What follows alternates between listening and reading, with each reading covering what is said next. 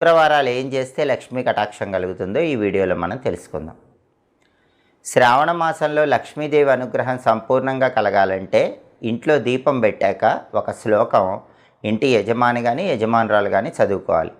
ఆ శ్లోకానికి ఉన్న గొప్పతనం ఏంటంటే, దేవేంద్రుడు తాను సంపదలన్నీ పోగొట్టుకున్న సంపదలు తిరిగి పొందటానికి పాలసముద్రం నుంచి అవతరించిన లక్ష్మీదేవిని ఒక స్తోత్రంతో ప్రార్థిస్తాడు.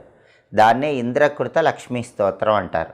ఆ ఇంద్రకృత లక్ష్మీ స్తోత్రంలో ఉన్న ఒక అద్భుతమైన శ్లోకం శ్రావణ మాసంలో రోజు ఇంట్లో దీపం పెట్టాక యజమాని కానీ యజమానురాలు కానీ చదువుకుంటే లక్ష్మీదేవి శాశ్వతంగా అనుగ్రహిస్తుందని పద్మపురాణంలో చెప్పారు. ఆ శ్లోకం ఏంటంటే, నమస్తే సర్వలోకానాం జననీం అబ్జ సంభవాం శ్రియమున్నిద పద్మాక్షీం విష్ణువక్ష స్థలస్థితాం. ఇది శ్లోకం.